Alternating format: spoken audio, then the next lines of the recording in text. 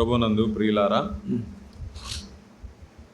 ఇంతకుముందు వారంలో మనం దీన్ని ధ్యానించినట్లుగా అపోస్తులైనటువంటి పౌలు ఎఫెసీలో ఉన్నటువంటి సంఘాలకు రాస్తూ, పరిశుద్ధులకు రాస్తూ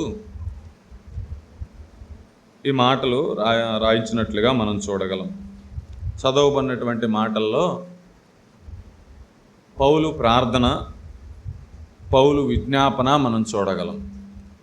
దేని నిమిత్తం పౌలు ప్రార్థన చేస్తూ ఉన్నాడు, దేని నిమిత్తం అపోస్తులైనటువంటి పౌలు, గొప్ప భక్తుడైనటువంటి పౌలు విజ్ఞాపన చేయుచూ ఉన్నాడు అంటే 3 మాటలు మనం చూసాం. మొట్టమొదటిది ఏంటి? అది మహిమా స్వరూపియగు తండ్రి తన్ను తెలుసుకుంట యందు మీకు జ్ఞానమును ప్రత్యక్షతను గల మనస్సు అనుగ్రహించినట్లు నేను నా ప్రార్థనల యందు మిమ్మల్ని గూర్చి విజ్ఞాపన చేయుచున్నాను అంటాడు. అపోస్తులైనటువంటి పౌలు మొట్టమొదటి ఉద్దేశం ఏంటి అంటే, ఎఫెసీలో ఉన్నటువంటి భక్తులందరూ కూడా, ఎఫెసీలో ఉన్నటువంటి పరిశుద్ధులందరూ కూడా ఆ గొప్ప దేవుడు ఎవరో ఎరగాలి అని పౌలు యొక్క ఉద్దేశం, ఆయన్ని తెలుసుకోవాలి అని పౌలు యొక్క ఉద్దేశం. అది మొట్టమొదటి ఉద్దేశం అయితే, రెండవ ఉద్దేశం మనం చూస్తే 17వ వచనంలో మనం చూడగలం. మరియు మీ మనోనేత్రములు వెలిగింపబడినందున ఆయన మిమ్మును పిలిచిన పిలుపు వల్లనైన నిరీక్షణ ఎట్టిదో. ఎఫెసీలో ఉన్నటువంటి పరిశుద్ధులందరూ కూడా, సంఘముల వారందరూ కూడా, ఆయన స్వరక్తం ఇచ్చి సంపాదించబడిన వారందరూ కూడా, ఆయన బిడ్డలందరూ కూడా ఆయన ఎలాంటి పిలుపుతో పిలిచాడో, ఆ పిలుపు ఎంత శ్రేష్టమైనదో, వారి జీవితాల్లో ఆయన వారి కొరకై ఏ పనిని నియమిస్తూ వచ్చాడో, ఆ పిలుపును చేయటం వల్ల, ఆ పిలుపు ప్రకారం జీవించటం వల్ల వచ్చే నిరీక్షణ ఎలాంటిదో అది వారు గుర్తించాలని పౌలు యొక్క ఉద్దేశమై ఉంటున్నది. మొట్టమొదటిదేంటి? ఆయన తెలుసుకోవాలి అని పౌలు ఉద్దేశం అయితే, తండ్రిని ఎఫెసీలందరూ కూడా, ఎఫెసీల విశ్వాసులందరూ కూడా తండ్రిని ఎరగాలి, యేసు ప్రభు వారిని ఎరగాలి అనేది పౌలు యొక్క మొదటి ఉద్దేశం అయితే, రెండవదిగా ఎఫెసీలో ఉన్నటువంటి సంఘస్థులందరూ కూడా, విశ్వాసులందరూ కూడా ఆయన పిలిచిన పిలుపు ఎలాంటిదో తెలుసుకోవాలని, ఆ పిలుపు వల్ల నిరీక్షణ ఎలాంటిదో తెలుసుకోవాలని పౌలు యొక్క రెండవ ముఖ్య ఉద్దేశమై ఉన్నది. మూడవదిగా మనం చూస్తే, అదే 19వ వచనంలో మనం చూద్దాం. పరిశుద్ధులలో ఆయన స్వాస్థ్యం యొక్క మహిమైశ్వర్యం ఎట్టిదో. పరిశుద్ధులలో ఆయన స్వాస్థ్యం యొక్క మహిమైశ్వర్యం ఎట్టిదో. ఎఫెసీల కొరకు లేదా విశ్వాసుల కొరకు దేవుడు ఏ స్వాస్థ్యాన్ని సిద్ధపరుస్తూ వచ్చాడో, ఏ జీతాన్ని సిద్ధపరుస్తూ వచ్చాడో, ఏ మహిమను సిద్ధపరుస్తూ వచ్చాడో, వెలకట్టలేని యొక్క స్వాస్థ్యం, అక్షయమైనటువంటి స్వాస్థ్యం ఏది వారి కొరకై సిద్ధపరుస్తూ వచ్చాడో వారు ఎరగాలి అనేది పౌలు యొక్క ఉద్దేశముగా, సంకల్పంగా ఉన్నది. ఈ 3 విషయాల గురించి పౌలు ప్రార్థన చేయుచూ ఉన్నాడు, విజ్ఞాపన చేయుచూ ఉన్నాడు. ఎఫెసీల గురించి మాత్రమే కాదు, కానీ విశ్వాసులైన మనమందరము కూడా మన జీవితాల్లో ఈ 3 అనుభవాలు కలిగి ఉండాలని పరిశుద్ధాత్మ దేవుడు ఈ మాటలు మనందరి కొరకై రాయిస్తూ వచ్చాడు. మధ్యాహ్న కాలం వేళ పిలుచున్న మనమందరము కూడా ఎఫెసీల వలె ఆయన తెలుసుకోవాలి, ఆయన పిలుపుని గురించి ఆలోచించాలి, ఆ నిరీక్షణ ఎట్టిదో ఎరగాలి. మూడవదిగా ఆయన వెంబడించే వారి కొరకు ఏ స్వాస్థ్యాన్ని సిద్ధపరుస్తూ వచ్చాడో ఆ స్వాస్థ్యం గురించిన అవగాహన కలిగి ఉండాలని దేవుని ఉద్దేశం. అయితే దీనిలో మొట్టమొదటిగా పోయిన వారం, అంతకుముందు వారం మొదటి లక్షణాన్ని గురించి ధ్యానిస్తూ వచ్చాం. ఆయన ఎరగటం. సహజంగా మానవుల్లో ఎరగని వారి గురించి, ఎరగని వారిని ఎవరు నమ్మలేరు. ఎరగని వారి గురించి లేదా తెలియని వారి గురించి ఎవరు సాక్ష్యమే జాలరు. ఎరగని వారికి, తెలియని వారికి ఎవరు కూడా విధేయులుగా ఉండచాలరు. ఒకవేళ విధేయులుగా ఉన్నా తమ సామర్థ్యం మేరకు సంపూర్ణ విధేయతను వారి ఎడల చూపలేరు. అందుకే పౌలు అంటూ ఉన్నాడు, ఆయన ఎరగాలి, ఆయన ఎలాంటి వాడు, ఆయన ఎంత శ్రేష్టమైనటువంటి దేవుడో, మానవుల కొరకు ఎంత క్రయధనం చెల్లించాడో, మానవుల ఎడల ఎంత ప్రణాళిక కలిగి ఉన్నాడో అది ఎరగాలని పౌలు యొక్క ఉద్దేశం, ఎరగాలని దేవుని యొక్క ఉద్దేశం. అంతే. రక్షించబడినప్పుడు ఎరిగాం, ప్రాథమికంగా మనం పాపులమని ఎరిగాం, ఆయన పరిశుద్ధుడమని ఎరిగాం, విశ్వసించాం. ఆయన బిడ్డలుగా చేయబడుతూ వచ్చాం. అంతేకాదు కానీ అది మాత్రమే సరిపోదు. కానీ మన జీవితంలో దినదినము కూడా ఆయన ఇచ్చిన వాక్యము ద్వారా, ఆయన మనలో ఉంచినటువంటి ఆత్మ ద్వారా ఆయన ఎరగబద్దులమై ఉన్నాం. దినదినము ఆయన సమీపానికి రావటం ద్వారా, ఆయన మాటలను వినటం ద్వారా, మన జీవితాల్లో మన తలంపుల్లో ఆయన స్వరాన్ని వినటం ద్వారా ఆయన మరింత ఎరగాలని దేవుడు ఉద్దేశిస్తూ ఉన్నాడు. అందుకే పౌలు అంటూ ఉంటాడు కదా, నేను ఎరుగుదును అని ఒక చోట అంటాడు, ఇంకో చోట ఏమంటాడు, నేను ఆయనను ఎరుగు నిమిత్తము అంటాడు. ఎరుగు నిమిత్తం మన జీవిత పర్యంతం ఎరగవలసిన వారముగా ఉన్నాం. ఆయన ఎలాంటి వాడో, ఆయన ఎంత శ్రేష్ఠుడో ఎరగబద్దులముగా ఉన్నాం. ఆ మాటలు మనం ధ్యానించాం అంతకుముందు వారం. అంతేకాదు కానీ ఆయనని ఎరుగుట వలన, ఆయన మరింతగా తెలుసుకొనుట వలన మన జీవితాలకు ఎలాంటి ఆశీర్వాదకరమో, ఎంత మేలో కూడా మనం ధ్యానిస్తూ వచ్చాం. దానియేలు గ్రంథంలో మనం చూస్తూ వచ్చాం కదా, 11వ అధ్యాయం 32వ వచనంలో, తమ దేవునిని ఎరుగువారు బలము కలిగి గొప్ప కార్యములు చేయుదురు. తమ దేవుని ఎరుగువారు ఎరగటం అంటే రక్షించబడి బాప్తీసం తీసుకుని ఆయన బిడ్డలుగా చేయబడి అంతమటికే కాదు కానీ దానియేలు ఎలాగ ఆయన ఎరుగుతూ వచ్చాడో, భక్తుడైనటువంటి యోసేపు ఆయన్ని ఎలాగ ఎరుగుతూ వచ్చాడో, దావీదు భక్తుడు ఎలాగ ఆయన ఎరుగుతూ వచ్చాడో ఆ విధంగా ఎరగటం, ఆ విధంగా తెలుసుకోవటం, ఆయన ఎంతగా తెలుసుకుంటే, ఆయన గురించి ఎంతగా మన అవగాహన కలిగి ఉంటే అంతగా ఆయన గురించి మనం సాక్ష్యం ఇవ్వగలం, అంతగా ఆయనకు నమ్మకంగా ఉండగలం. అంతే. అందుకే దానియేలు తన జీవితంలో ఆయన ఎంత శ్రేష్ఠుడో ఎరిగాడు. అందుకే తన చుట్టూ ఉన్న దేని మీద మనసు ఉంచలేదు. ఇంకా సాక్షాత్తు అదేశపు రాజు తన 3వ అధిపతిగా చేసిన, మెడలో హారం వేసిన, తన ప్రజలను పరిపాలించట్లో ముఖ్యుడిగా ఎంచినా కూడా దానియేలు ఎవరికి విధేయుడిగా ఉన్నాడు? దేవుడికే విధేయుడిగా ఉన్నాడు. కానీ రాజు మాటను కూడా లెక్క చేయలేదు. తమ దేవునిని అనుసరించటంలో, తమ దేవుని వెంబడించటంలో ఈ లోకంలో ఏది అడ్డం వచ్చినా కూడా దాన్ని లెక్క చేయలేదు దానియేలు. ఎందుకంటే దానియేలు దేవుని అంతగా ఎరిగాడు. తమ జీవితంలో ఏది సంభవించినా పోయిన వారం మనం అనుకున్నాం కదా, బైబిల్ పండితులు చెప్తారు దానియేలుతో పాటు మిగిలిన వారందరినీ కూడా అదేశపు రాజు నపుంసకులుగా చేశాడు అని. ఒక మనిషిని నపుంసకుడిగా చేసిన తరువాత ఆ మనిషి దేవుడికి నమ్మకముగా ఉండటం సాధ్యమా?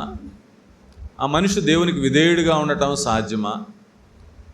కానీ దానియేలు షద్రకు మెషాకు అబేద్నెగోలు అయితే తమ జీవితంలో దేవుడికి ఎంత గొప్ప స్థానం ఇచ్చారో కదా. ఏమాత్రం నమ్మకం సడలలేదంతే. కారణం వారు దేవుడిని ఎంత గొప్పగా ఎరిగారో, ఎంతగా తెలుసుకున్నారో కదా. అందుకే సడలని విశ్వాసం దేవుడి మీద ఉంచుతూ వచ్చారు. తమ జీవితాల్లో ఏ పరిస్థితి ఎదురైనా కూడా, ఏ దుర్ఘటనలు సంభవించినా కూడా, ఏ ఆపదలు సంభవించినా కూడా తాము ఎరిగిన దేవుడు తమతో ఉన్నాడు అన్నటువంటి నమ్మకం వారి జీవితాల్లో మనం చూడగలం. అందుకే రాజు చంపమనే ఆజ్ఞ ఇచ్చినా వారు భయపడలేదు. అధిపతులందరూ శత్రువులైనా కూడా తరచి దానియేలు జీవితంలోకి తొంగి చూచినా కూడా దానియేలును పట్టుకోవాలని, దానియేలును బాధ పెట్టాలని, ఏ విషయంలో అయినా లోపాన్ని వెతకాలని ఎప్పుడూ నిరంతరం వెంబడించిన వేగుల వలె, గూఢచారుల వలె దానియేలు జీవితాన్ని తరచి చూసినా కూడా దానియేలు ఎంత మాత్రము కూడా సడలినవాడు కాడు, బెదరినవాడు కాడు. ధైర్యముగా దేవుని కొరకై నిలబడినవాడు. అందుకే తమ దేవుని ఎరుగువారు బలము కలిగి గొప్ప కార్యములు చేయుదురు. ఇంకా మనం కొన్ని చూసాం. తమ దేవుని ఎరిగిన వారు ఆయనను నమ్ముకొందురు అని చూసాం కీర్తనల గ్రంథంలో కూడా. దేవుని ఎరిగితే ఆశీర్వాదం అంతే. ఈ లోకంలో ఏదైనా ఒక పనికి వెళ్ళే వాళ్ళని గమనించండి. ఆ పనిలో ప్రావీణ్యత ఎన్ని దినాలకు సంపాదిస్తారు? మొదటి ఏమాత్రం తెలియని వారుగా ఉంటారు, కానీ ఆ పనిలో నేర్చుకునే కొద్ది వారి దానిలో ఏమవుతారు? ప్రావీణ్యత సంపాదించిన వారు అవుతారు. అలాగైతే మన జీవితాల్లో కూడా ఆయన ఎరిగాము కానీ రక్షించబడినప్పుడు దినదినము ఆయన వాక్యాన్ని ధ్యానించటం ద్వారా, ఆయన సన్నిధికి చేరి వచ్చుట ద్వారా, ఆయన మాటలు వినుట ద్వారా ఆయన ఎంత సమీపంగా ఉన్నాం, మనం ఆయన ఎంత సామీప్యానికి వచ్చాం. దేవుడు అబ్రహాముని గురించి సాక్ష్యం ఇస్తూ ఉన్నాడు. అబ్రహాము దేవుని తెలుసుకున్న విధానమును బట్టి దేవుడు అబ్రహాముని గురించి సాక్ష్యం ఇస్తూ ఉన్నాడు. అబ్రహాము నా స్నేహితుడు అని సాక్ష్యం ఇస్తూ వచ్చాడు. దావీదుని గురించి సాక్ష్యం ఇస్తూ వచ్చాడు. దావీదు నా హృదయానుసారుడైన మనుష్యుడు అన్నాడు. నా హృదయానుసారుడైన మనుష్యుడు అంటే దావీదు దేవుని హృదయంలో ఏమున్నదో, దేవుని ఆలోచనలో ఏమున్నదో అది ఎరగటానికి ప్రయత్నం చేసిన వాడు. దినదినము ఆయన సన్నిధికి చేరి వచ్చుట ద్వారా, దినదినము ఆయన సన్నిధిలో గడుపుట ద్వారా, ధ్యానించుట ద్వారా ఆయన హృదయంలో ఏమున్నదో, దావీదు జీవితంలో ఆయన ప్రణాళిక ఏంటో ఎరిగినవాడు దావీదు అంతే. అందుకే ఏ శ్రమలు ఎదురైనా, ఏ ఇబ్బందులు ఎదురైనా కూడా దావీదు వెనక తగ్గినవాడు కాదు. గొర్రెల దొడ్డులో ఉన్నవాడు. దేవుడు దావీదును తీసుకుని వచ్చి సింహాసనం మీద ఉంచటానికి ఇష్టపడితే ఆ క్రమంలో దావీదు ఆ శోధనలకు నిలిచినవాడుగా ఉన్నాడంతే. ఎక్కడ వెనక తగ్గినవాడు, తిరిగి నేను నా గుహకి వెళ్తాను, నా గొర్రెల దగ్గరికి వెళ్తాను అన్నవాడు ఎంత మాత్రమో కాదంతే.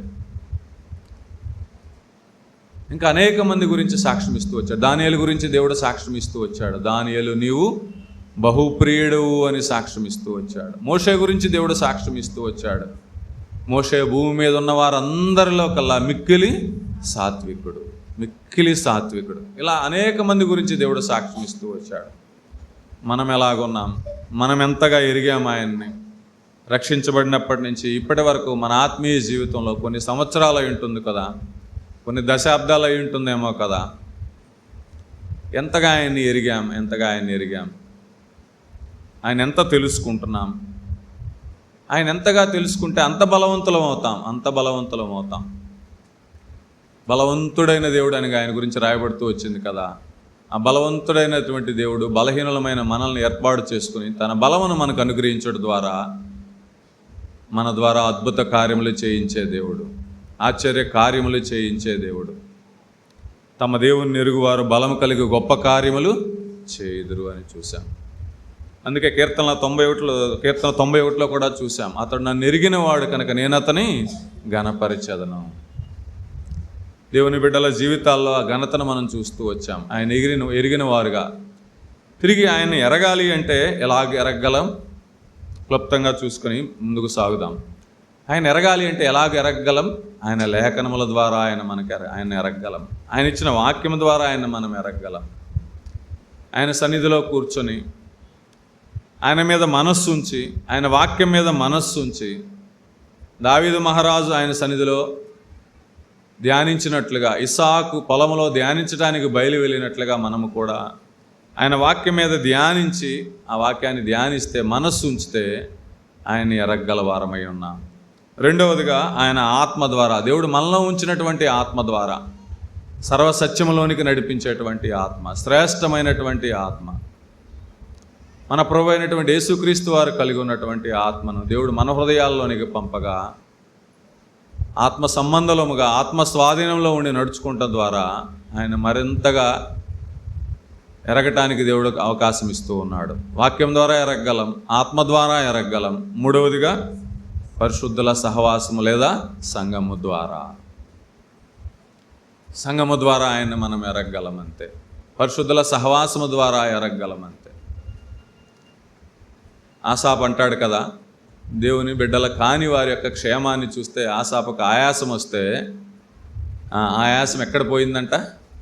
దేవుని సన్నిధిలోనికి రాగా, దాని గురించి ధ్యానించగా నా ఆయాసము తొలగిపోయాను అంటున్నాడు ఆసాపు. దేవుని సంఘం రక్షించబడిన వారిని అందరినీ కూడా ఆయా ప్రదేశంలో ఆయన బిడ్డలైన వారిని సంఘములో చేర్చి ఆయన ఎరగటానికి దేవుడు అవకాశం ఇస్తూ ఉన్నాడు. ఆయన గురించి తెలుసుకోవటానికి దేవుడు అవకాశం ఇస్తూ ఉన్నాడు. సంఘంలో బోధనల ద్వారా, సంఘంలో ప్రార్థనల ద్వారా, దేవుని బిడ్డల జీవితాల ద్వారా ఆయన ఎరగటానికి దేవుడు అవకాశం ఇస్తూ ఉన్నాడు. నాలుగవదిగా మనం చూస్తే దేవుడు మన జీవితంలోనికి అనుమతించేటువంటి శ్రమల ద్వారా ఆయన ఎరగటానికి దేవుడు అవకాశం ఇస్తూ ఉన్నాడు. మన అవిధేయత వల్ల తెచ్చుకునే శ్రమలు కాదు, కానీ దేవుడికి నమ్మకంగా జీవించటంలో ఎదురయ్యే శ్రమల ద్వారా దేవుడు మనల్ని ఆయనకి సమీపస్తులుగా చేసుకుంటూ ఉన్నాడు. సన్నిహిత సంబంధం కలిగిన వారనుగా మనల్ని చేయటానికి ఆయన ఇష్టపడుతూ ఉన్నాడు. దేవుడు మన జీవితంలో శ్రమలను అనుమతించటం ద్వారా 4 రకాలుగా ఆయన ఎరగల వారముగా ఉన్నాం. తిరిగి రెండవ దాని గురించి వద్దాం. రెండవదిగా మనం చూస్తే, రెండవది ఏంటి? ఎఫెసీయులకు రాసిన పత్రిక 1వ అధ్యాయం 17వ వచనంలోనే మనం చూస్తే, మరియు మీ మనోనేత్రములు వెలిగింపబడినందున ఆయన మిమ్మును పిలిచిన పిలుపు వలనైన నిరీక్షణ ఎట్టిదో. ఆయన మిమ్మును పిలిచిన పిలుపు. రక్షించబడినప్పుడు ఆయన మనల్ని పిలిచాడు. అందుకే పత్రికలో రాయబడుతూ వచ్చింది కదా, అనాది కాల సంకల్పమును బట్టి. ఆయన అనాది కాల సంకల్పమును బట్టి మనందరము పిలువబడిన వారమే. పిలువబడకుండా ఎవరూ కూడా ఆయన సన్నిధికి రాచాలరు. మన గొప్ప కార్యములను బట్టి, మన దాన కార్యములను బట్టి, మన సత్క్రియలను బట్టి, మన మంచి మాటలను బట్టి, మన యోగ్యతను బట్టి ఎవరూ కూడా ఆయన సన్నిధికి రాజాలరు, పరిశుద్ధులుగా ఎంచబడజాలరు, ఆయన బిడ్డగా ఎంచబడజాలరు. కానీ అందరూ పాపులమే. కానీ దేవుని దయను బట్టి, ఆయన కనికరమును బట్టి, ఆయన పిలుపును గ్రహించిన వారముగా, ఆయన ఎరిగిన వారముగా ఆయన సన్నిధికి చేరి వచ్చామంతే. ఆయన పిల్లలుగా చేయబడుతూ వచ్చామంతే. అయితే ఈ మధ్యాహ్న కాలంలో దేవుని ఉద్దేశం ఏంటి అంటే, ఆ పిలుపు వల్ల నిరీక్షణ ఎట్టిదో తెలుసుకోవాలని పౌలు ఎఫెసీయుల గురించి ఆలోచిస్తూ ఉన్నాడు. అంత మాత్రమే కాదు, కానీ ఆయన బిడ్డలమైనటువంటి మనం, కొత్త నిబంధనలో విశ్వాసులమైనటువంటి మనం కూడా ఆ అనుభవంలోకి రావాలని దేవుని ఉద్దేశం. చాలామంది అనుకుంటారు, చాలామంది మనం చూస్తున్నాం, సేవకు ప్రతిష్ఠించబడేవారు అంటారు. చాలామంది సాక్ష్యాలు చెప్తూ అంటారు, ఏమంటారంటే, ప్రభువు పిలుపును నేను గమనించాను, ప్రభువు నన్ను ప్రేరేపిస్తుండగా వారి ఉద్యోగ జీవితాలకు లేదా వారి వృత్తి పనులకు స్వస్తి చెప్పి దేవుని పనులకు సమర్పించుకునే వారిని అనేక మందిని చూస్తాం. కానీ దేవుడు తాను ఎవరినైతే ఎరుగుతూ వచ్చాడో, ఎవరినైతే ఏర్పాటు చేసుకుంటూ వచ్చాడో, అప్పుడే వారి వల్ల తన ప్రణాళికని ఇస్తూ ఉన్నాడు. వారి గురించి పిలుపు కలిగి ఉంటూ ఉన్నాడు, వారి గురించి పని కలిగి ఉంటూ ఉన్నాడు. రక్షించబడినప్పుడే. అందుకే పౌలు అంటాడు కదా, నేనేమి చేయవలనంటే, దాసుడు తిన్నని దన్నమన్న వీధిలో అననీయ అని ఒక దాసుడు ఉన్నాడు, నీవు అతని దగ్గరికి వెళ్ళు, అతను ఏమి చేయాలో నీకు సెలవిస్తాడు. రక్షించబడినప్పుడే మనందరి మీద ఆయనకు ఒక ప్రణాళిక ఉంది, ఆయనకు ఒక పని ఉంది. ఆ పిలుపును మనం గమనిస్తున్నామా?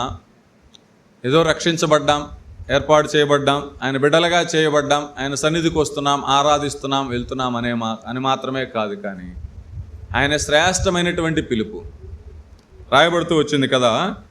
ఫిలిప్పీలకు రాసిన పత్రిక 3వ అధ్యాయం 14వ వచనంలో మనం చూస్తే, ఫిలిప్పీ 3:14 ఆయన పిలుపు ఎలాంటిదో రాయబడుతూ వచ్చింది కదా, మనం అందరం ఎరిగినదే. 3:14 క్రీస్తు యేసునందు దేవుని ఉన్నతమైన పిలుపునకు కలుగు బహుమానమును పొందవలనని గురు యొద్దకే పరిగెత్తుచున్నాను అంటాడు. ఎవరు ఈ మాటలు రాస్తుంది? అపోస్తలుడైనటువంటి పౌలు. క్రీస్తు యేసునందు దేవుని ఉన్నతమైన పిలుపునకు కలుగు బహుమానమును పొందవలనని గురి యొద్దకే పరిగెత్తుచున్నాను.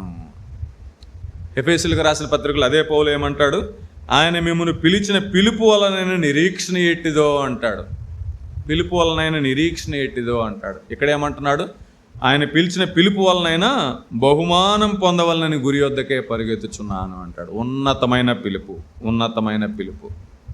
ఇంకా అదే భక్తుడు అంటాడు, హెబ్రీయులకు రాసిన పత్రిక 3వ అధ్యాయం 1వ వచనంలో, హెబ్రీయులకు రాసిన పత్రిక 3వ అధ్యాయం 1వ వచనంలో, హెబ్రీయులకు రాసిన పత్రిక 3వ అధ్యాయం 1వ వచనం, ఇందువలన పరలోక సంబంధమైన పిలుపులో పాలు పొందిన పరిశుద్ధ సహోదరులారా. అదే భక్తుడు ఏమంటున్నాడు, ఇందాకేమన్నాడు? క్రీస్తు యేసునందు దేవుని యొక్క ఉన్నతమైన పిలుపు. అంతకన్నా శ్రేష్ఠులు ఎవరు లేరు పిలవటానికి మనల్ని. ఆయన శ్రేష్ఠుడగు దేవుడు తన ఉన్నతమైన పిలుపుతో మనల్ని పిలుస్తూ వచ్చాడు, ప్రత్యేకపరుస్తూ వచ్చాడు. అది ఎంత శ్రేష్టమైన పిలుపో, ఎంత ఉన్నతమైన పిలుపో అది గ్రహించిన వాడుగా ఉన్నాడు అపోస్తలుడైనటువంటి పౌలు. అందుకే తన జీవితంలో అన్నిటినీ త్యజించిన వాడుగా ఉన్నాడు. ఈ లోకపరంగా తను ఎంత శ్రేష్టంగా ఎంచుతూ వచ్చాడు అంతకుముందు, వాటన్నిటినీ త్యజించిన వాడుగా ఉన్నాడు, వాటన్నిటినీ విడిచిపెట్టిన వాడుగా ఉన్నాడు, వాటన్నిటినీ పెంటతో సమానంగా ఎంచుకున్నవాడుగా ఉంటున్నాడు. కారణం పౌలు ఆ ఉన్నతమైన పిలుపును గమనిస్తూ వచ్చాడు. అందుకే మళ్ళీ హెబ్రీయులకు రాసిన పత్రికలో అంటాడు, పరలోక సంబంధమైనటువంటి పిలుపు అది. ఈ లోక సంబంధమైనది కాదు, అది పరలోక సంబంధమైనటువంటి పిలుపు. ఆ పిలుపుని గురించి ఆలోచిస్తున్నావా? ఆ ఉన్నతమైన పిలుపునికి లోబడుతున్నావా? ఆ పరలోక సంబంధమైన పిలుపుకు లోబడుతున్నావా? పౌలు ఎలాగ లోబడుతూ వచ్చాడో, మోషే ఎలాగ లోబడుతూ వచ్చాడో, మోషేని పిలిచినప్పుడు హెబ్రీయులకు రాసిన పత్రిక 12వ అధ్యాయంలో రాయబడుతూ వచ్చింది కదా, ఈ లోకంలో ఉండి ధనం కలిగి ఉండటం కంటే దేవుని బిడ్డలతో కలిసి శ్రమ అనుభవించటమే మేలని యోచిస్తూ వచ్చాడు మోషే. ఆ పిలుపు ఎంత శ్రేష్టమైందో ఎరిగాడు మోషే. అది ఈ లోక సంబంధమైన పిలుపు కాదని ఎరిగాడు అంతే. ఈ లోక సంబంధంలో ఆశీర్వాదాల కొరకో, ఈ లోక సంబంధంగా ఘనత కొరకో, ఈ లోక సంబంధంగా ఉన్నత స్థానము కొరకో అది పిలిచిన పిలుపు కాదు, కానీ అది పరలోక సంబంధమైనటువంటి పిలుపు, అది ఉన్నతమైనటువంటి పిలుపు, అది శ్రేష్టమైనటువంటి పిలుపు. పౌలు ఎరిగాడు, దానియేలు ఎరిగాడు, మోషే ఎరిగాడు, దావీదు ఎరిగాడు. భక్తులందరూ విశ్వాస వీరుల గురించి హెబ్రీయులకు రాసిన పత్రిక 12వ అధ్యాయంలో రాయబడుతూ వచ్చింది. ఆ పిలుపు కొరకై అన్నీ త్యజించిన వారు, ఆ పిలుపు కొరకై శ్రమలు అనుభవించిన వారు, ఆ పిలుపు కొరకై రంపములను సహించిన వారు, శ్రమలను సహించిన వారు, మరణమును సహించడానికి ఇష్టపడిన వారు అంతే. ఆ శ్రేష్టమైనటువంటి పిలుపు. ఇంకొక మాట అంటాడు భక్తుడు, అదే అపోస్తలుడైనటువంటి 2వ తిమోతికి రాసిన పత్రిక 1వ అధ్యాయం 9వ వచనంలో మనం చూస్తే, తిమోతికి రాసిన 2వ పత్రిక 1వ అధ్యాయం 9వ వచనం, 1వ అధ్యాయం 9వ వచనం, మన క్రియలను బట్టి కాక తన స్వకీయ సంకల్పమును బట్టి అనాది కాలముననే క్రీస్తు యేసునందు మనకు అనుగ్రహింపబడినదియు, క్రీస్తు యేసును మన రక్షకుని ప్రత్యక్షత వలన బయలుపరచబడినదియునైనా తన కృపను బట్టి మనను రక్షించి పరిశుద్ధమైన పిలుపుతో ఆయన మనలను పిలిచెను. మన స్వకీయ క్రియలను బట్టి కాదు, మన స్వకీయ సంకల్పమును బట్టి కాదు, మన క్రియలను బట్టి కాదు, ఆయనను బట్టి, ఆయన ప్రత్యక్షత వలన బట్టి, ఆయన కృపను బట్టి ఆయన ఎలాగూ పిలుస్తూ వచ్చాడు? పరిశుద్ధమైన పిలుపుతో పిలుస్తూ వచ్చాడు. పరిశుద్ధమైన 3 పిలుపులు మనం చూసాం. మొదటిదేంటి? ఉన్నతమైన పిలుపు. రెండోదేంటి? పరలోక సంబంధమైన పిలుపు. మూడోదేంటి? పరిశుద్ధమైన పిలుపు. అది పరిశుద్ధత కొరకైన పిలుపు అంతే. ఆయన పరిశుద్ధుడు కనుక మీరును పరిశుద్ధులుగా ఉండుడి. అది దేవుని ఉద్దేశం, దేవుని సంకల్పం అంతే. ఆయన పరిశుద్ధుడు కనుక పరిశుద్ధమైన పిలుపుతో మనల్ని పిలుస్తూ వచ్చాడు. ఆ పిలుపును గుర్తెరుగుతున్నామా? ఆ పిలుపు వలన నిరీక్షణ ఇట్టుతో గుర్తెరుగుతున్నామా? ఆయన మన కొరకు ఉంచినటువంటి ఆ స్వాస్థ్యంను గుర్తెరుగుతున్నామా? ఆ బహుమానమును గుర్తెరుగుతున్నామా? ఆ పిలుపు యొక్క శ్రేష్టతను గుర్తెరుగుతున్నామా? భౌతికంగా ఆయా ప్రదేశాల్లో మనం ఉండవచ్చు, ఆయా స్థానాల్లో మనం ఉండవచ్చు, కానీ ప్రాథమికంగా మనందరి పిలుపు ఒకటే. అది ఉన్నతమైన పిలుపు, పరలోక సంబంధమైన పిలుపు, పరిశుద్ధమైన పిలుపు. ఆ పిలుపుకు లోబడుతున్నామా? ఆ పిలుపును గుర్తెరుగుతున్నామా? యెషయా భక్తుడిని దేవుడు ఎలాగ పిలిచాడో మనం చూస్తే, యెషయా గ్రంథం 6వ అధ్యాయం 1వ వచనంలో మనం చూస్తే, యెషయా గ్రంథం 6వ అధ్యాయం 6వ 8వ వచనం, 6వ అధ్యాయం 8వ వచనంలో, 6వ అధ్యాయం 8వ వచనంలో మనం ఆయన పిలుపును మనం చూస్తాం.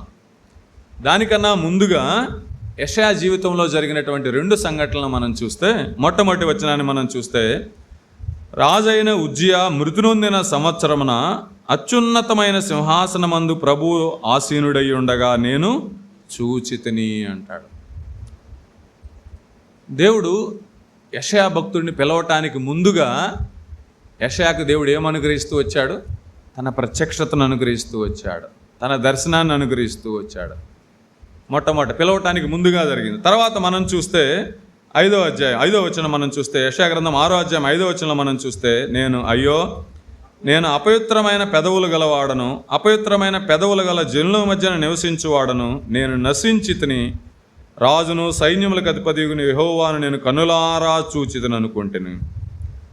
అప్పుడు ఆ శరాపుల్లోనొకడు తాను బలిపీఠం మీద నుండి కారుతో తీసిన నిప్పును చేతబట్టుకుని నా యొద్దకు ఎగిరి వచ్చి నా నోటికి దాన్ని తగిలించి, ఇది నీ పెదవులకు తగిలిన గనక నీ పాపమునకు ప్రాయశ్చిత్తమాయను, నీ దోషము తొలగిపోయాను అని అనెను. దేవుడు యెషయా భక్తుడిని పిలవటానికి ముందుగా యెషయాకు ఒక ప్రత్యక్షతను అనుగ్రహిస్తూ వచ్చాడు, ఒక దర్శనాన్ని అనుగ్రహిస్తూ వచ్చాడు. అక్కడ రాయబడుతూ వచ్చింది, రాజైన ఉజ్జియా మృతి నొందిన సంవత్సరమున అత్యున్నత సింహాసనమందు ఆసీనుడైన ప్రభువు ఆసీనుడై ఉండగా నేను చూచితిని. ఉజ్జియా మృతి నొందిన వెంటనే యెషయా ప్రత్యక్షతను చూస్తూ వచ్చాడు. ఉజ్జియా చనిపోక ముందు ఆ ప్రత్యక్షతను యెషయా చూడలేకపోతూ వచ్చాడు. ఉజ్జియా మృతి నొందిన తరువాత మాత్రమే భక్తుడు ఆయన ప్రత్యక్షతను చూస్తూ వచ్చాడు, ఆయన చూస్తూ వచ్చాడు, ఆయన గమనించగలుగుతూ వచ్చాడు. ఆ ఉజ్జియా మృతి నొందక మునుపు సజీవుడిగా ఉన్నంత కాలం, ఈ లోకంలో ఉజ్జియా ఉన్నంత కాలము కూడా యెషయా భక్తుడు దేవుని చూడలేకపోతూ వచ్చాడు. దానికి కారణం నేను అనుకుంటాను, ఉజ్జియా దేవుని చిత్తానుసారమైనటువంటి వాడు, దేవుని చేత ఏర్పాటు చేయబడినటువంటి వాడు, దేవునికి ప్రియముగా ఉన్నటువంటి వాడు కనుక భక్తుడైనటువంటి యెషయా దేవుని వైపు కాకుండా రాజు వైపు చూస్తూ వచ్చాడేమో, రాజు యొక్క మహిమను చూస్తూ వచ్చాడేమో, రాజు యొక్క ఘనతను చూస్తూ వచ్చాడేమో, దేవుడు ఏర్పరిచినటువంటి రాజు వైపు మాత్రమే చూస్తూ వచ్చాడేమో, దేవుని చూడలేదేమో, దేవుడికి చూడలేదేమో. ఉజ్జియా బ్రతికున్నంత కాలము కూడా యెషయాకు దేవునికి మధ్య ఎవరుంటూ వచ్చారు? ఒక మానవుడు ఉంటూ వచ్చాడు, మానవుడి మహిమ ఉంటూ వచ్చింది, మానవుడి ఘనత ఉంటూ వచ్చింది, మానవుడి యొక్క ఆధిక్యతను చూస్తూ వచ్చాడేమో, అందువల్ల యెషయా దేవుని ప్రత్యక్షతను చూడలేకపోతూ వచ్చాడేమో. ఎప్పుడైతే ఆ ఉజ్జియా మృతి నొందుతూ వచ్చాడో, ఆ మానవుని మహిమ కొట్టివేయబడుతూ వచ్చిందో, ఆ మానవుని యొక్క ఘనత కొట్టివేయబడుతూ వచ్చిందో, ఆ మానవుడు ఎప్పుడైతే తీసివేయబడుతూ వచ్చాడో, అప్పుడు యెషయా ఎవరిని చూస్తూ ఉన్నాడు? దేవుని చూస్తూ ఉన్నాడు, దేవుని దర్శనాన్ని చూస్తూ ఉన్నాడు, దేవుని ప్రత్యక్షతను చూస్తూ ఉన్నాడు, ఆయన పిలుపును చూస్తూ ఉన్నాడు. యెషయా భక్తుడిని పిలవటానికే వచ్చాడు, ఆయన ఏర్పరచుకోవటానికే వచ్చాడు. దాని గురించి ఆయనకు ప్రత్యక్షతను అనుగ్రహిస్తూ వచ్చాడు. ఆ ప్రత్యక్షత ఎప్పుడు సంభవించింది? ఆ పిలుపుని ఎప్పుడు యెషయా గుర్తించగలుగుతూ వచ్చాడు? ఆ దర్శనాన్ని ఎప్పుడు గుర్తించగలుగుతూ వచ్చాడు? ఎప్పుడు ఆ పిలుపుని గుర్తించగలుగుతూ వచ్చాడు? దేవునికి తనకు మధ్య ఎవరు అడ్డము రానప్పుడు మాత్రమే. మనం కూడా మన జీవితాల్లో ఆయన శ్రేష్టమైనటువంటి ప్రణాళిక ఎట్టిదో, మన కొరకై మనం ఏ కార్యములు చేయాలని ఆయన ఇష్టపడుతూ ఉన్నాడో, మన జీవితంలో ఆయన ఏ ప్రణాళికలు కలిగి ఉన్నాడో, ఏ ఉద్దేశాలు కలిగి ఉన్నాడో దాన్ని ఎరగాలి అంటే, ఆ పిలుపు యొక్క నిరీక్షణ ఎరగాలి అంటే, ఆ ఉన్నతమైన పిలుపుకు లోబడాలి అంటే, పరిశుద్ధమైనటువంటి పిలుపుకు లోబడాలి అంటే, విధేయులం అవ్వాలి అంటే, ఆయనకి మనకి మధ్యలో ఏది అడ్డము రాకూడదు. కొంతమంది భక్తులు ఇలా కూడా చెప్తారు, ఉజ్జియా అంటే గర్వానికి సాదృశ్యం అంటాడు. ఉజ్జియా జీవితంలో అదొక మచ్చ ఉంది కదా. తానే సాహసించి యాజకులు మాత్రమే ప్రవేశించవలసినటువంటి స్థానంలో, యాజకులు మాత్రమే చేయవలసినటువంటి ఆ పనిని ఉజ్జియా తనంతట తాను సొంతగా పూనుకొని ఆ పని చేయటానికి ప్రయత్నిస్తూ వచ్చాడు కదా. గర్వానికి సాదృశ్యం అంటారేమో అది. మన జీవితాల్లో ఏ మానవుడు ఉన్నాడు ఆయన పిలుపుని గుర్తించలేకపోవటానికి? ఏ మానవుని మనం చూస్తున్నాం, ఏ మనిషిని చూస్తున్నాం, ఏ గర్వాన్ని మనం కలిగి ఉన్నామేమో, లోక సంబంధమైన కలిగి ఉన్న వాటిని బట్టి ఏమైనా గర్వపడుతున్నామేమో, ఒకవేళ లేదా ఆత్మ సంబంధమైన గర్వం ఏమైనా మన జీవితాల్లో ఉందేమో పరీక్షించుకుందాం, పరిశీలించుకుందాం. యెషయా ఆ వ్యక్తిని తీసివేసేంత వరకు, దేవుడు ఆ వ్యక్తిని దూరపరిచినంత కాలం దేవుని చూడలేకపోతూ వచ్చాడు యెషయా. మన జీవితాల్లో ఏది అడ్డంగా వచ్చినాయో, ఆయన పిలుపుని గమనించలేకపోవటానికి, ఆయన ప్రత్యక్షతను చూడలేకపోవటానికి, ఆయన మాటలు వినలేకపోవటానికి, ఆయన ప్రణాళికను గ్రహించలేకపోవటానికి ఏది అడ్డంగా వస్తుందో నీకు మనకి దేవుడికి మధ్యలో పరీక్షించుకుందాం. మానవుల వైపు కాదు కానీ దేవుని వైపు చూద్దాం. వ్యక్తుల వైపు కాదు కానీ దేవుని వైపు చూద్దాం. మనం కలిగి ఉన్న వాటిని బట్టి కాదు కానీ దేవుని వైపు చూద్దాం. లోకం వైపు కాదు కానీ దేవుని వైపు చూద్దాం. భక్తులందరూ అలాగను చూస్తూ వచ్చారు. యెషయా ఎప్పుడైతే ఆయన చూస్తూ వచ్చాడో అప్పుడేమంటున్నాడు యెషయా? 5వ వచనంలో మనం చూస్తే, నేను అపవిత్రమైన పెదవులు గలవాడను, అపవిత్రమైన పెదవులు గల జనుల మధ్య నివసించువాడను, నేను నశించితిని, రాజును సైన్యములకు అధిపతియగు యెహోవాను నేను కన్నులారా చూచితిని అనుకుంటున్నాను. దేవుని చూడకముందు, ఆయన ప్రత్యక్షతను చూడకముందు, ఆయన దర్శనాన్ని చూడకముందు యెషయా ఎప్పుడు ఈ మాట మాట్లాడలేదు. నేను అపవిత్రమైన వాడను, అపవిత్రమైన పెదవులు కలిగిన వాడను, అపవిత్రమైన పెదవులు గల జనుల మధ్య నివసించువాడను అనే మాట యెషయా నోటి నుంచి రాలేదు. కానీ ఎప్పుడైతే వెలుగై ఉన్నటువంటి ఆయన్ను చూస్తూ వచ్చాడో, ఆయన దర్శిస్తూ వచ్చాడో, ఆయన చూచిన వెంటనే యెషయా నోటి నుంచి వచ్చిన మొట్టమొదటి మాట ఏంటి? నేను అపవిత్రుడను. యెషయా మాటలు అంటూ వచ్చాడు కదా. మనం కూడా మన జీవితాల్లో తోటి విశ్వాసులను, తోటి భక్తులను, మన తోటి వారినో పోల్చుకుంటే సహజంగా మనల్ని అలా పోల్చుకుంటూ ఉంటామేమో కదా. వారిని పోల్చుకొని, వీరిని పోల్చుకొని నేను శ్రేష్ఠుడిగా ఉన్నాను, దేవుడికి నమ్మకంగా ఉన్నాను మనం అనుకుంటామేమో. కానీ దేవుని దృష్టిలో మనం ఎలా ఉన్నామో ఆలోచించమంతే. పక్క వారిని పోల్చుకుంటే మన అపవిత్రత మనకు కనపడదు, మన అవిధేయత మనకు కనపడదు. కానీ ఎవరిని చూస్తే మనలో లోపాలు తెలుస్తాయి? దేవుని చూస్తేనే. దేవుని చూడటం అంటే యెషయా కలిగినట్లు మనకు కూడా దర్శనం కలగాల అనేది కాదు. కానీ ఆయన వాక్యమే ఇచ్చిన ప్రత్యక్షత అంతే. ఆయన వాక్యాన్ని ధ్యానించడం ద్వారా, ఆయనకు సమయం కేటాయించడం ద్వారా, ఆయన సన్నిధిలో కూర్చోవడం ద్వారా, భక్తులు ఆయన సన్నిధిలో ధ్యానించినట్లుగా ఆయనకు సమయం ఇచ్చి, మోకాళ్ళు ఉంచి, మనసును ఆయన మీద లగ్నము చేసి, ఆయన మాటలకు లోబొట్టు ద్వారా, మనసును ఆయనకు అప్పగించడం ద్వారా, ఆయన స్వాధీనంలో ఉంచుట ద్వారా ఆయన ఎంత శ్రేష్ఠుడో ఎరగగలం, మనం ఎంత అపవిత్రులమో ఎరగగలం. ఆయన ఎంత పరిశుద్ధుడో ఎరగగలం, మనం ఎంత అపరిశుద్ధులమో ఎరగగలం. ఆయనకి ఏ విషయాల్లో లోబడటం లేదో, ఏ విషయాల్లో ఆయనకి సంపూర్ణంగా విధేయులు కావటం లేదో, ఏ విషయాల్లో మన ఇష్టానుసారంగా చేస్తూ వస్తున్నామో అది ఎప్పుడు ఎరగగలం? ఆయన వాక్య ప్రత్యక్షతను చూచుట ద్వారా మాత్రమే. మొట్టమొదటి ఏంటి? యెషయా ఎప్పుడైతే తనకి మధ్యలో ఎవరూ లేకుండటం వలన ఆయన చూడగలుగుతూ వచ్చాడో, మనం కూడా మన జీవితాల్లో దేవునికి మనకి మధ్య సరైన సంబంధం ఉండట ద్వారా, మనకి ఏది అడ్డము లేకుండా చూసుకుంట ద్వారా ఆయన ప్రత్యక్షతను మనం చూడగలం, ఆయన మెల్లని స్వరాన్ని మనం వినగలం, ఆయన ప్రణాళికను మనం చూడగలం. అంత మాత్రమే కాదు, కానీ ఆయన చూచుట ద్వారా మనలో అపవిత్రతను తీసివేసుకోగలం. యెషయా భక్తుడు అంటున్నది అదే. ఎప్పుడైతే ఆయన దర్శనం చేస్తూ వచ్చాడో, ఆయన చూస్తూ వచ్చాడో, తన అపవిత్రతను గమనిస్తూ వచ్చాడు, తన లోపాన్ని గమనిస్తూ వచ్చాడు, తన అవిధేయతను గమనిస్తూ వచ్చాడు, దేవునికి తనకు అడ్డముగా ఉన్నదాన్ని గుర్తిస్తూ వచ్చాడు, దాన్ని సరిచేసుకోవడానికి ఇష్టపడుతూ ఉన్నాడు, కేక వేస్తూ ఉన్నాడు, నేను అపవిత్రమైన పెదవులు గలవాడను, నేను అపవిత్రమైన పెదవులు గలవారి మధ్య నివసించువాడనని చూస్తూ వచ్చాడు. ఆ కేక యెషయాని ఏం చేస్తూ వచ్చింది? పరిశుద్ధునిగా చేస్తూ వచ్చింది. ఆ కేక పరిశుద్ధునిగా చేస్తూ వచ్చింది. వెంటనే కేక వేసిన వెంటనే ఏముంది చూడండి అక్కడ, నేను నశించితిని, రాజును సైన్యములకు అధిపతియగు యెహోవాను నేను కన్నులారా చూచితిని అనుకుంటున్నాను. వెంటనే 6వ వచనంలో, అప్పుడు ఆ శరాపుల్లోనొకడు తాను బలిపీఠం మీద నుండి కారుతో తీసిన నిప్పును చేతబట్టుకొని నా యొద్దకు ఎగిరి వచ్చి. ఆ మాట ఎంత శ్రేష్టమైందో కదా. తప్పును ఒప్పుకున్న వెంటనే, అతిక్రమను సరిచేసుకోవడానికి ఇష్టపడిన వెంటనే, విధేయుడిగా ఉండటానికి ఇష్టపడిన వెంటనే, లోపాన్ని తీసివేసుకోవటానికి సరైన మనసును కలిగిన వెంటనే కూడా దేవుడు ఎంత కృప చూపిస్తున్నాడో కదా. ఎగిరి వచ్చి.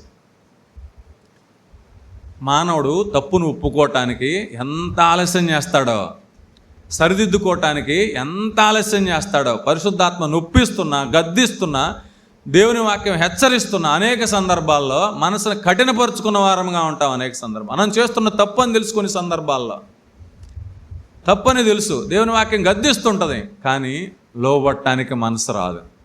చూద్దాం, ఒప్పుకుంటా.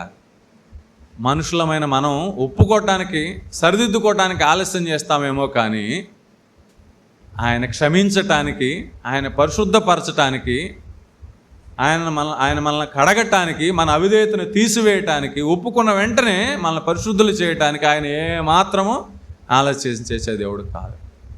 యెషయా కేక వేస్తున్నాడు. వెంటనే సరాపుల్లో ఒకడు ఎగిరి వచ్చి బలిపీఠం మీద నుంచి నా యొద్దకు ఎగిరి వచ్చి తాను బలిపీఠం మీద నుండి కారుతో తీసిన నిప్పును చేతబట్టుకుని నా యొద్దకు ఎగిరి వచ్చి నా నోటికి దాన్ని తగిలించి, ఇది నీ పెదవులకు తగిలిన గనుక నీ పాపమునకు ప్రాయశ్చిత్తమైన నీ దోషము తొలగిపోయాను అని. ఎంత శ్రేష్టమైన దేవుడో కదా. ఒప్పుకున్న వెంటనే ఎగిరి వచ్చి తన నోటికి తగిలించి, ఇది నోటికి తగిలిన కనుక నీ దోషము తొలగిపోయాను, నీవు పరిశుద్ధుడవు, నీ దోషము తొలగిపోయాను. మనం ఒప్పుకోవటానికి ఆలస్యం చేస్తున్నామేమో. అది మన అతిక్రమలు అడ్డుగా వస్తే ఆయన ప్రత్యక్షతను మనం చూడలేము, ఆయన పిలుపుని ఎరగలేము, సరైన రీతిలో ఎరగలేము. అంతే. రక్షించబడినప్పుడు ఎలాగున్నామో ఇప్పటికీ అలాగే ఉంటాం. ఆయన పిలుపుని ఎరిగితే గొప్ప కార్యములు చేస్తాం. పరిశుద్ధ గ్రంథంలో భక్తుల వలె, పరిశుద్ధ గ్రంథంలో దైవజనుల వలె గొప్ప కార్యములు చేసే అనుభవంలోకి దేవుడు మనల్ని తీసుకుని వస్తాడు. ఆయన క్షమించడానికి సిద్ధమైన మనసు కలవాడు. దానియేలు ప్రార్థన చేస్తాడు కదా, నీవు క్షమించుటకు సిద్ధమైన మనసు కలవాడవయ్యా. అది నీవు దోషములు పరికించి చూస్తే నీ సన్నిధిలో ఎవడ నిలవగలడయ్యా, అయినను నీ యొద్ద క్షమాపణ దొరుకును. అతిక్రమాలు ఉన్నాయేమో మన జీవితాలు, ఆయన ప్రత్యక్షతను చూడలేకపోవటానికి, వాళ్ళ పిలుపులు గమనించలేకపోవటానికి, ఆ నిరీక్షణ గమనించలేకపోవటానికి సరిచేసుకునవలసినవి ఉన్నామేమో. ఆయన క్షమించుటకు సిద్ధమైన మనసు గల దేవుడు. యెషయా ఆ మాట అన్న వెంటనే అతిక్రమలకు స్వస్థత, పాపములను తీసివేస్తూ వచ్చాడు. తప్పిపోయిన కుమారుడి జీవితంలో కూడా అదే కదా మనకు జరిగింది. లోకాసువార్త 15వ అధ్యాయంలో మనం గమనిస్తే ఆ మాటలు మనం చూడగలం. చిన్న కుమారుడు ఆస్తినంతా తీసుకుని దూర ప్రాంతానికి ప్రయాణమై వెళ్ళి విచ్చలవిడి జీవితాన్ని కలిగి ఉండి అంతా పోగొట్టుకొని తిరిగి జ్ఞానోదయమైన వాడై, నేను ఇక్కడ తిండి కొరకే ఇబ్బంది పడుతున్నాను, తినటానికి పందుల పొట్టు కొరకే ఆశపడుతున్నాను, కానీ నా తండ్రి వద్ద విస్తారమైన ఆహారం ఉన్నది, పనివారి కొరకై విస్తారమైన ఆహారం ఉన్నది, నా కొరకు ఆ మాత్రం ఆహారం ఇవ్వలేడా, నేను తిరిగి నా తండ్రి వద్దకు వెళ్తాను, ఒప్పుకుంటాను, క్షమాపణ వేడుకుంటాను, నా తండ్రి పరలోకమునకు నీకు విరోధంగా నేను పాపం చేశాను, దయతో నన్ను క్షమించని వేడుకుంటానని కుమారుడు వస్తున్నాడు. కుమారుడు ఎట్లా వస్తున్నాడు? తండ్రి దగ్గరికి నడుచుకొని వస్తూ ఉన్నాడు. పరిగెత్తుకొని వస్తున్నాడా, నడిచి వస్తాడా? కుమారుని మనసులో ఒక భావన, తండ్రి నన్ను గమనిస్తాడో లేదో, తండ్రి నన్ను దగ్గరికి రానిస్తాడో లేదో, కుటుంబంలోనికి ప్రవేశం ఇస్తాడో లేదో, నన్ను క్షమిస్తాడో లేదో, ఆహారం ఇస్తాడో లేదో, తిరిగి నన్ను చేర్చుకుంటాడో లేదో, ఎన్ని సందేహాలు కుమారుడి మనసులో. కానీ తండ్రి ప్రేమామయుడు కనుక, తండ్రి కృప చూపే దేవుడు కనుక అక్కడ రాయబడుతూ వచ్చింది ఒక మాట, వాడు ఇంకా దూరముగా ఉండగానే బహుశా నేను అనుకుంటాను, తండ్రి ఆ కుమారుడు వెళ్ళిన క్షణం నుంచి ప్రతిరోజు చూసేవాడేమో కుమారుని కోసం, ప్రతిరోజు కుమారుని కోసం ఎదురు చూసేవాడేమో, ప్రతిరోజు కుమారుని కొరకు ఎదురు చూసావు, ఇంకా నా కుమారుడు వస్తాడేమో. ఎంతగా ఎదురు చూశాడో ఆ రోజు రానే వచ్చింది. తండ్రి చూస్తూ ఉన్నాడు, కుమారుని దూరంగా చూశాడు. కుమారుడు గుర్తించలేదేమో, బహుశా కుమారుడు రూపం మారిపోయి ఉండవచ్చు. అత్యంత హీన స్థితిలో ఉన్నటువంటి, దుర్భరమైన స్థితిలో ఉన్నవాడు, ఎన్ని రోజుల నుంచి ఆహారం లేని స్థితిలో ఉన్నవాడు, సరైన వస్త్రములు లేని స్థితిలో ఉన్నవాడు, మురికి వస్త్రములు ధరించిన వాడుగా ఉండవచ్చు, హీనమైన స్థితిలో ఉండవచ్చు. కానీ తండ్రికి అవేమీ కనబడలేదు. కానీ తన కుమారుడు కనబడుతూ చూడాడు. ఇంకా దూరముగా ఉండగానే ఎలా వెళ్ళాడు తండ్రి? పరిగెత్తుకొని వెళ్ళి క్షమించటానికి పరిగెత్తుకొని వెళ్తూ ఉన్నాడు. అది పరిగెత్తుకొని వెళ్ళాడు, ఆలింగనం చేసుకున్నాడు, హత్తుకున్నాడు, క్షమించాడు, మంచి బట్టలు ధరింపజేశాడు, క్షౌరం చేయిస్తూ ఉన్నాడు.